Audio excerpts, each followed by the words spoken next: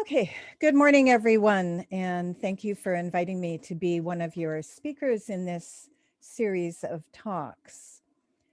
Today, my talk is dedicated to the memory of my beloved father, Harry Greenhough.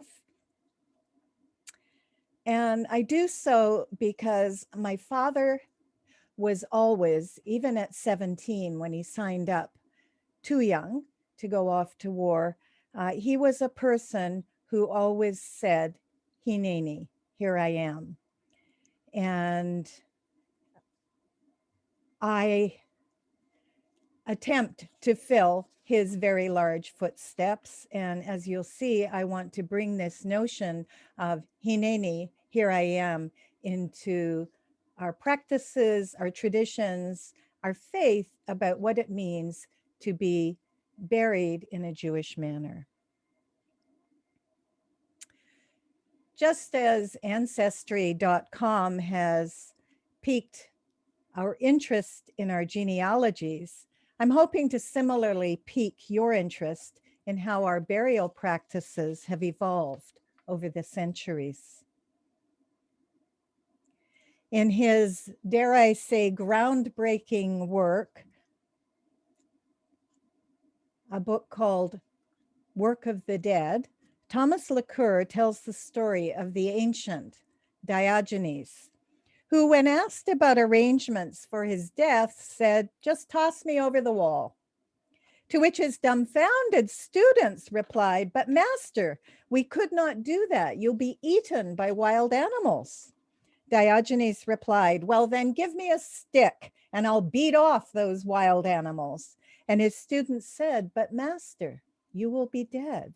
You won't be able to defend yourself." To which defense Diogenes replied, "Exactly." However, to be treated so summarily is, of course, contrary to what most of us feel today. Even if we don't believe in life after death, as Jews, we continue to bury our dead. But why and how and where? Before we discuss burial practices, we need to understand a little bit of the history of our Jewish response to death. For most of our history, death was understood to be a transition, the beginning of an extended journey. We believed that the dead were sentient, that they retained their awareness of their surroundings, and even more, that death, later in-ground burial, atoned for their sins. We needed to provide space for our dead to lie down, be it in a field or on a carved shelf, in a cave or in a grave. Physical space for our dead became sacred through our beliefs about life and death. One may confess to a moment of being a tad perplexed here, especially for those of us who were raised on the milk of Rabbi Avraham Joshua Heschel. Sorry, I think I've missed a slide here. Here we are. And his famous dictum, the Sabbath is an architecture of time. God is not in things or space, but in moments of time. And yet, Hamakom is one of the 70 names of God and means literally the place. Those of us who have stood at the kever, or the gravesite of a beloved parent, know how incredibly important place, makom, is. It's a place of memory and a continued place of honor of our relationship. Of course, the question arises for another time, what about today when space in so many cities is so very expensive for the living, never mind for the dead? What do we do? How do we ensure our dead will be buried? Not many of us are like Avraham Avinu, who bought the cave of Machpelah in Hebron as an eternal burial site for his wife Sarah, bought and paid for in full, an indicator of how important Avraham considered such a family plot to be. If sacred carries connotation of holiness, past, present, and future, then this site was and is and surely will be sacred ground.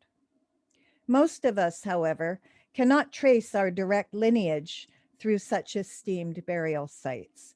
But perhaps by exploring how we have buried our ancestors, we can come to value the continuation of our burial traditions. So let's begin to review some of our historical beliefs regarding the living and the dead. As Jews, we held to, and many continue to hold, the following profound convictions. There was connection between our physical body and our soul. There was a lived connection between this life and the world to come. There was a mutual relationship between the living and the dead. The dead were sentient, and in death, the living and dead mirrored each other's experience of grief and loss. The dead and the living each had work to do for the benefit of the other. There was a relationship between our faith and our beliefs about death and how we put those beliefs into practice with our death rituals. So, what was that work that continued to maintain a relationship between the living and the dead? If we go back not just decades or centuries, but millennia, we see that in Israel, the dead were often buried with a specific purpose. They were placed in family owned plots, fields, or even a family home. The dead were often buried in a field to guard that field and ensure ownership was secured throughout a sabbatical. The dead were shomrim, they were guardians. They functioned as scarecrows, if that's not too sacrilegious a reference, to scare other humans rather than crows.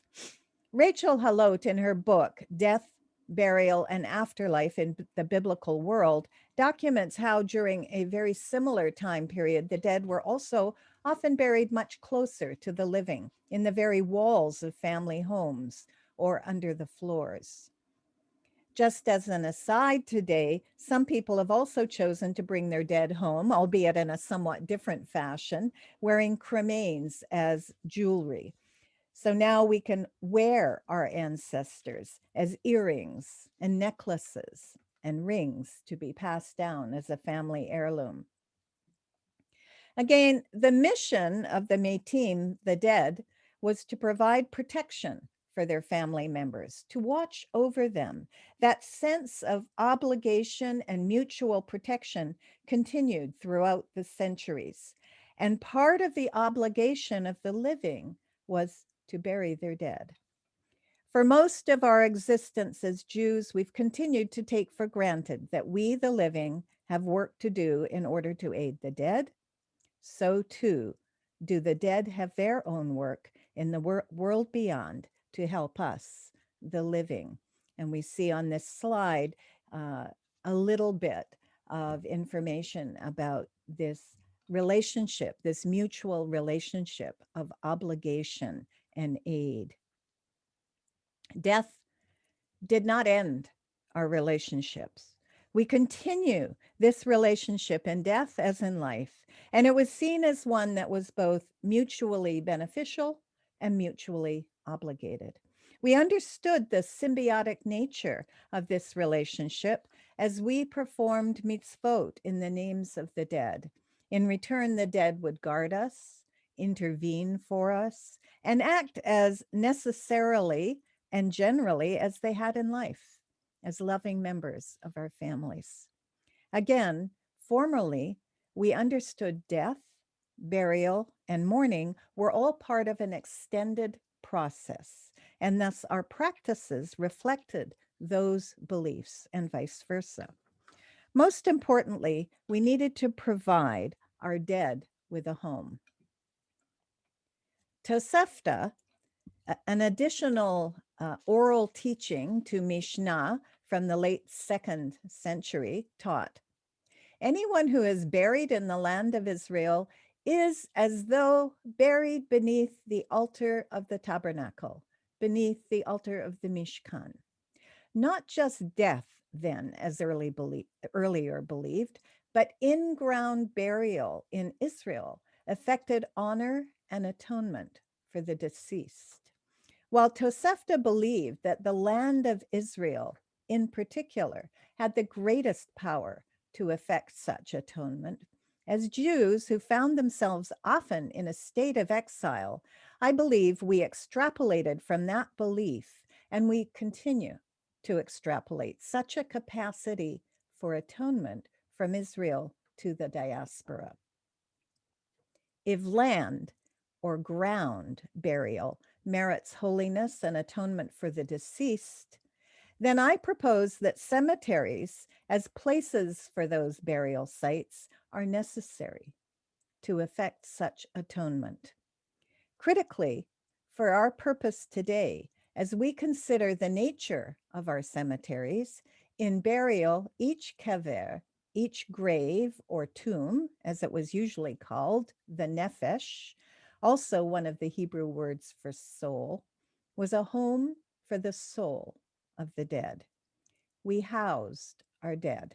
We built them their own homes, not just for their bones, but for their souls. And today, perhaps in name only, we continue to house our dead. Beit Olam, a house of eternity, a name that graces many of our cemeteries, reflects one of our earlier beliefs, as do other cemetery names. Beit Kavarot, house of tombs. Beit Chaim, house of eternal life, and Beit Shalom, house of peace. Such names reflect the nature of how we understand the need of the dead to have an eternal bayit, a house of peace, an ongoing life, a home for their bones and a home for their souls. With such necessity to bury, we have also confronted the inevitable conjunctions between historical moment and geographical limitation. There was always a nod to material, if not economic necessity, to say nothing of weather and roving, hungry animals. But throughout the millennia, we have always honored our dead. They had a home in life and now a home in death. We have housed and honored our dead in accordance with tradition and circumstance. If there is life beyond this world, if the souls of our dead continue to be in relationship with us, then why would we do anything less? Yet we have seen in the past 100 years a movement towards park-like, garden, and lawn cemeteries, with seemingly more of an emphasis on the beauty and tranquility of nature than a reminder that we are in a place for the dead. Today, in many cemeteries, financial concerns often demand that a bronze plaque on the ground is the only indicator of the presence of a grave site. We also see growing demand for green cemeteries, even Jewish green cemeteries, which strikes me as a bit like gilding the proverbial lily, prioritizing green over any marker of where the deceased may lie. So we see in these two slides, this image here is Gan Yarok, which is a Jewish burial site in a larger civic cemetery in the San Francisco area. And you can see that the Jewish area is on quite a plain here. It's a little difficult sometimes to manage the burials, I would think, and particularly for the mourners. But instead of bronze plaques or headstones to meet the demands for the green nature of this section of the cemetery, they have people who come along with equipment to engrave the names of the deceased on rock that is naturally occurring in this terrain. But let's go back and follow our trail in a little more detail. In Beit She'arim in Israel, we find large extended burial caves with multiple burial caves with their own multiple rooms. So these burial caves are found throughout Israel, limestone caves.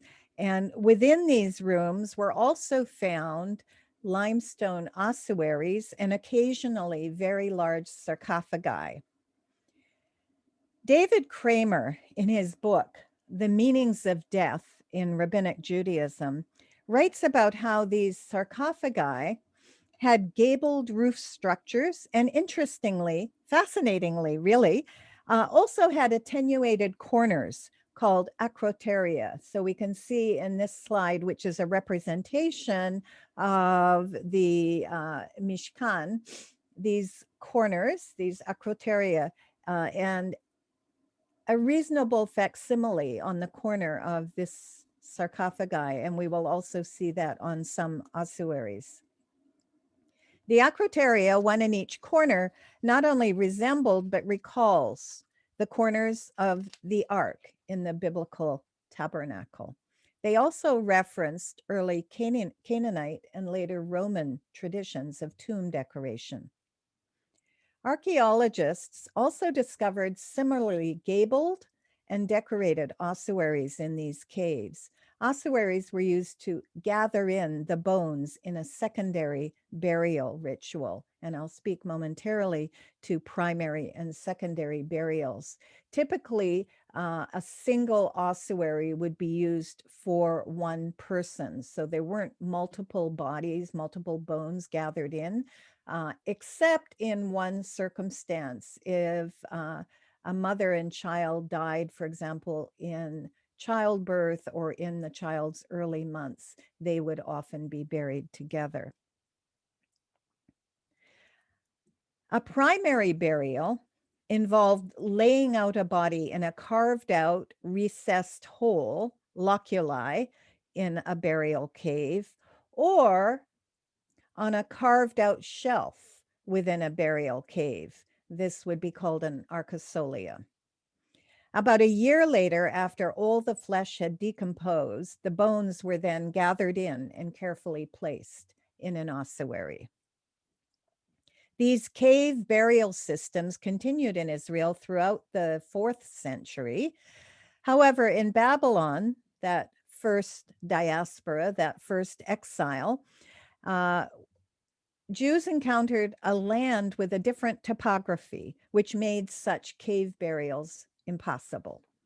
But the once gabled rooftops of the ossuaries was now replicated in a similarly gabled superstructure of the nephesh, of the grave site, constructed over each site as protection against the elements, against animals, and perhaps also against overly zealous Zoroastrian priests.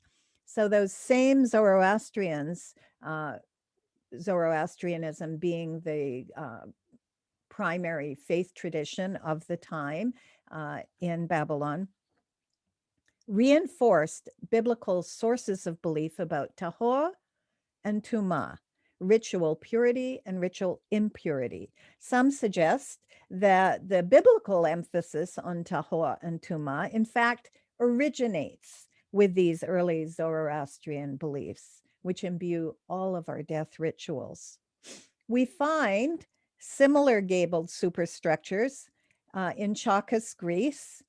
And in this slide, we see a variation in color, and the superstructures that are painted this beautiful blue are known to be grave sites of rabbis. So there was a distinction in death by the grave being painted blue.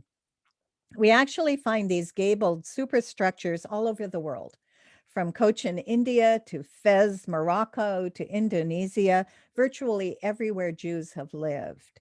The styles became modified over the years and in many ways flattened, as in the concrete covered graves that we see in many cemeteries today.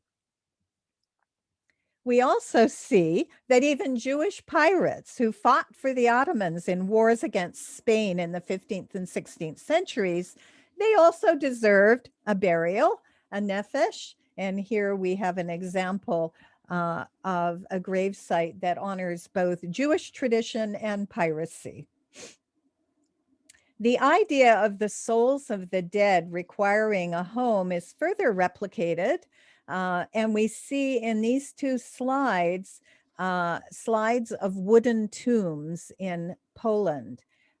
And we can see that, some of these structures have certainly suffered the decay from the elements, and how they're piled up. We can see here that this was probably an area for the burial of Kohanim. We can see by the signs of the hands, and very, very often headstones, whether they were marble or granite or carved wood, were an indicator of how the person died, and their status Jewishly. But that's for another presentation, how to read these headstones. But we find even in Canada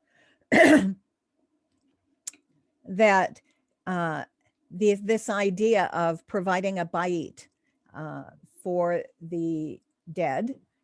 So we see here 2 slides from Lipton in Saskatchewan. And we notice that these houses, these bites for the dead, even as the inscriptions are fading away, they were constructed of whatever materials were at hand. And we find this quite typically, certainly across Europe, but wherever Jews were buried, that if we find these burial houses, they often took on the architectural form of the particular place that the cemetery was near, and also used construction materials that were at hand. Some of these burial houses in Lipton have galvanized tin roofs, are shingled, but there's a whole variety, and one gets the sense that whatever was at hand was used. The next slide is from Hirsch, Saskatchewan, and also a slide from a Cree graveyard that was only 15 kilometers from Lipton. And so we see influences coming from as far away as Poland, but locally with the Cree. And many peoples across Canada up into Alaska built these grave houses, again, because of the harshness of winters and the depth that soil was frozen. There was a necessity to build a house over the grave because people could not dig deeply enough to protect the deceased from wild animals. Today, we barely remember why we even cover a gravesite, never mind have any awareness that this concrete cover perhaps serves as a very minimalist house or home for our dead. Today, we build green. We put economic concerns about the costs of landscaping and caretaking ahead of any historical theology, which many dismiss as mere babamaisa. Again, Mishnah and Tosefta taught with the memory of destruction of the temple as close to them as the Shoah is to us today.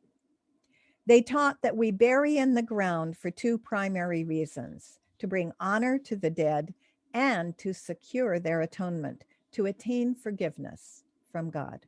The very land granted atonement. This is a very significant idea because the challenges of history and geography, of weather and circumstance and available materials can all present seemingly insurmountable challenges of continuity of ritual practice. But for Jews, there's never been a greater curse than for the dead to not be buried. Our cemeteries to this day, I believe, carry that same capacity for honor and that same capacity for atonement for our dead. While burial grounds were originally, of course, very modest and often close to the homes of the living, we see by Talmudic times, early medieval times, a command for communal care for the dead. And by the early Middle Ages in Ashkenazi Europe, distinct communal cemeteries. Tragically, many of these cemeteries were pillaged and destroyed. just as their living community members were attacked and murdered. During the Crusades, for example. Limits to size of Jewish cemeteries were also enforced. So size meaning the perimeter. As this photograph from Prague, the famous Jewish cemetery in Prague. Because of the limitation of perimeter, Jews buried over and over and over. And in fact, if you go to Prague to this day, you'll see that the elevation of the cemetery is higher than the surrounding roadways because of this enforcement of perimeter. Forced exile from various countries over the centuries also forced Jews to abandon their cemeteries, but not their practices. Our beliefs survived. Our faith continued right through the medieval period, but then those theologies were seriously challenged and often undermined, ironically, by the ideas of the Enlightenment. In a rift that I have found fascinating, our practices and rituals often continued post-modernity, but those practices continued in a vacuum of belief. And I found this personally early in my work with the Chevra Kadisha in the mid 1990s, when I would ask about why we would conduct ourselves in a particular way and be told either I don't know or this is how I was taught, but with no attachment to a particular theological position. Hence my research. So today, many, if not most people, have no belief in a life beyond this world or in a relationship between the living or even considering the dead sentient. For many, they have no relationship with God. Beliefs changed. They've changed almost beyond recognition. What happened in the Enlightenment and in subsequent years? How did those beliefs that informed our burial practices change? And how are our practices changing, albeit more slowly, I suggest, than our beliefs?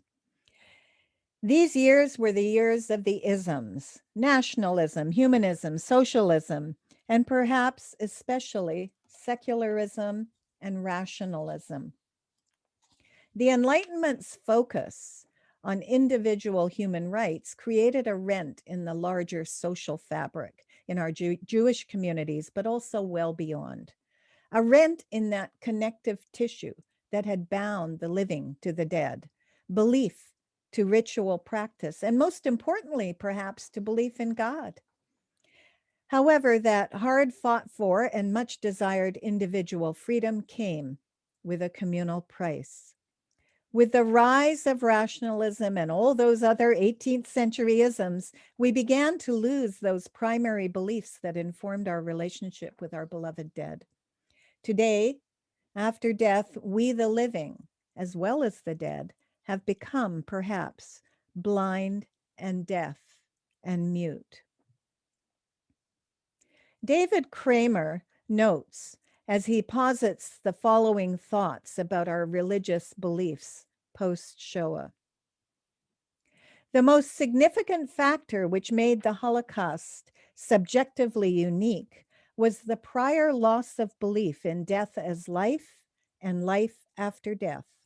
Modernity engendered an extreme skepticism with respect to such beliefs. They were too irrational, too primitive.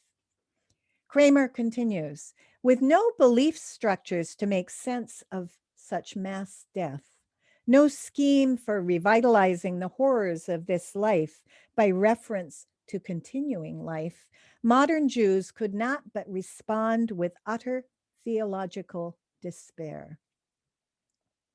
To put it in somewhat more provocative terms, the Holocaust did not precipitate a crisis of faith. A prior crisis of faith made the Holocaust the theological watershed it has become. Kramer speaks to an essential truth, I believe, in how we understand not only the nature of our cemeteries, but of the dying process and really of our very lives. Please God, we should never experience such horrors as the destruction of Jerusalem, the destruction of the temple, the Crusades, the massacres and pogroms of the Middle Ages, or the Shoah ever again. But prior to modernity, to enlightenment, even living through such horrors, we continued to inform our rituals with faith. Now, many of us, even as we find each death personally painful, find ourselves bereft of belief, if not ritual. And many of us no longer understand even the necessity of burial. Ultimately, I suggest how we bury our dead reflects how we live our lives. Am I in control of my life and my body, as many have argued in various pro-choice and now pro-death movements? If I am in control and I have no faith in the one, then what happens when things go terribly wrong, as they invariably do? The utter emptiness of loss and grief that death brings in its shadow can be mediated, I suggest, however slight that mediation may be, through a sense of relationship that is possible through the living and the dead, and can thus revive perhaps a sense of relationship between us, the souls of our dead, and the eternal one. For how do we speak of the word sacred without bringing God into this room? In Judaism, we are obligated to find the sacred in our everyday tasks, our everyday moments. We bring God into those moments in brachot, in our blessings. Every moment has sacred and holy potential. There is potential for kodesh, which in addition to holiness also means to bring a sense of distinction, differentiation, sense of preparation, and sense of closeness, bringing us close to God.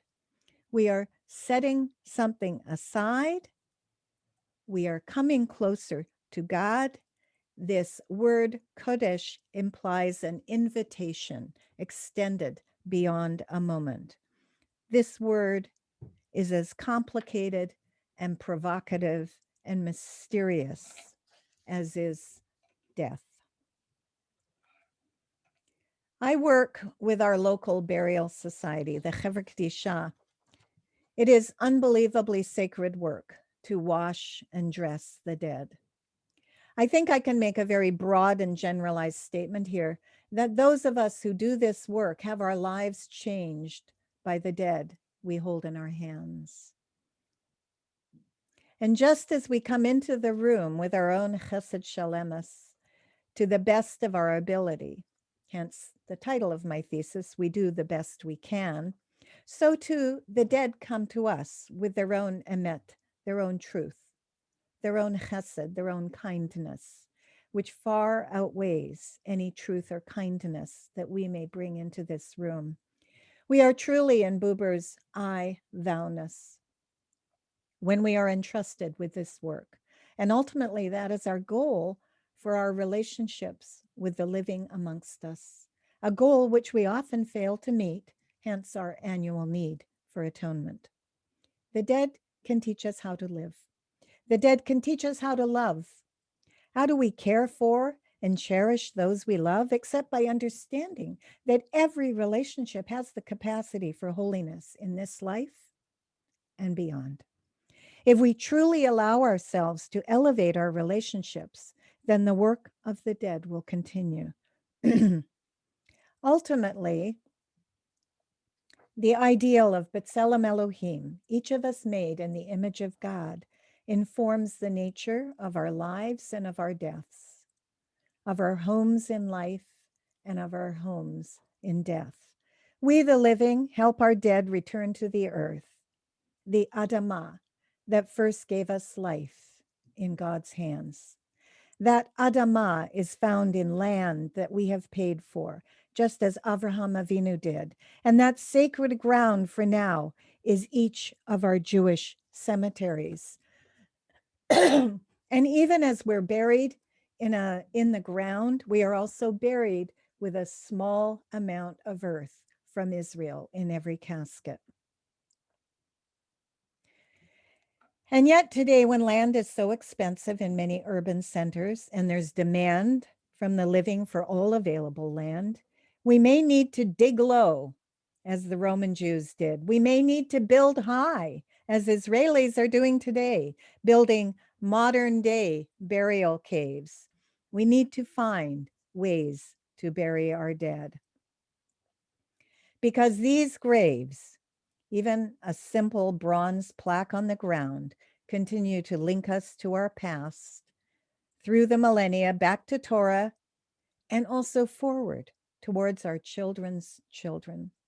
That bronze marker is akin to the simple shepherd who no longer could even recite his alphabet, but who played a musical prayer on his pipe with a simple and pure love. And in that love, as my beloved father suggested, maybe all of us, the living and the dead, can say to our ancestors and to ourselves, yes, here I am, Hineni. Thank you.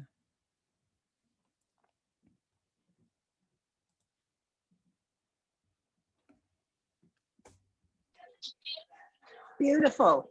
Thank you. Can you hear me? Yes. That was really, really interesting. I hope what I was doing wasn't too distracting. By the way, the internet here was terrible. So you kept getting buffered and I got cut off twice, but I got right back on. So I hope all of that wasn't too distracting. You didn't. No, I didn't. You didn't look too distracted. No. Thank you got in the zone. Thank you. Oh, you're welcome. If you have a minute, I want to tell you some of the things that really resonated with me. Yes, please. So yeah, the Saskatchewan thing was mind-blowing to me. Yeah. So I put it on my bucket list. Got to get in my car and get there somehow. Just out there in the middle of nowhere. You know? Well, wow, that was really moving. It's very interesting. I'm not sure of this history so much in the United States, but in Canada, there were a number of kind of intentional Jewish farming communities established through the Baron and Baroness Hirsch Fund. So the Hirsch, that name place comes directly in attribution to the Baron Hirsch, who provided the funds for the immigrants who had completely overwhelmed Montreal and then were sent packing to Winnipeg and completely overwhelmed all of the resources that people could offer in Winnipeg. And so the idea was, we're going to set up these farming communities. They weren't very successful. The last one closed just after World War II, but most of them had dissipated. The life was just too hard, and the winters, I mean, imagine little huts at 40, 50 below. But you weren't going off to Florida those days. It's one of my personal goals is to get to Lipton. So I don't know whether you've met, there's a woman here in town, Isa Millman. I have her book of poetry that she wrote about about Lipton, and I'll lend it to you. Oh, wow. Okay. Yeah. Oh, I'd love that. Yeah. And I love the conjunction between the Cree people. I've got a whole presentation actually on just burial houses, because the Aboriginal people, the indigenous people throughout North America, but particularly in the North, created these burial houses. They had to protect their dead. Yeah. Right. And the elements were such that. Yeah. So they're like the winter houses. Yeah. I loved skipping to the end. I thought the high-rise one in Israel was really quite amazing. Yeah. I mean, it was a lovely place to spend eternity. Like, well, a lot nicer than some apartment complexes. It looks like, a parking lot, but that conjunction that, we have these catacombs in Rome. There's a whole Jewish section there. I don't know if you've ever been there. Yeah. Yeah, I've been in the catacombs, but I think where I was not the Jewish section. Right. But I'm aware of it. Right. Yeah. Right. Yeah. So they went down under and built all of these areas for burial, and now we are going up in these parking garages. I just thought the conjunction was funny on isn't that? That's really interesting, because they are both for the same reason. Yes. They did that because they needed the farmland, and that land is so soft you can practically scoop it out with a spoon. Right. So yeah, really interesting. So I also appreciate being reminded of the blue paint, on the rabbis' tombs, because I remember when I was in Spot, that was so moving to see that. Blue is everywhere. And I thought that the warranted a lot of thought, this idea that the Holocaust didn't create this spirit of angst, or whatever you want to call it, but that it was already there. And one can see why, because so much was already there because of World War I and then the Depression and all that. So the crisis was already there. Mm-hmm. You know, Kramer, I think, has made this incredibly important. I found it. You're cutting out a little bit.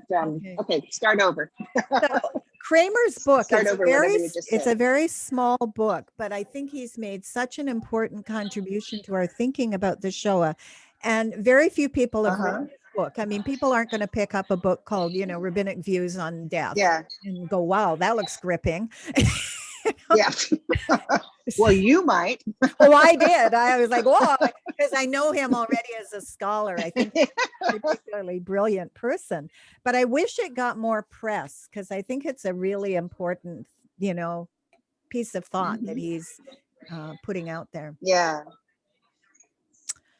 Anyway, thank you. In relation to that, okay, can I tell you one more thing before I forget it? In relation to what you were saying, that I read somewhere that in the Shoah that there wasn't really a big loss of faith, that if people had faith, they did it. If they didn't get it out of the Shoah. And I can't remember where I read that, but it's a really if it's true, it's a really interesting commentary worthy of thought.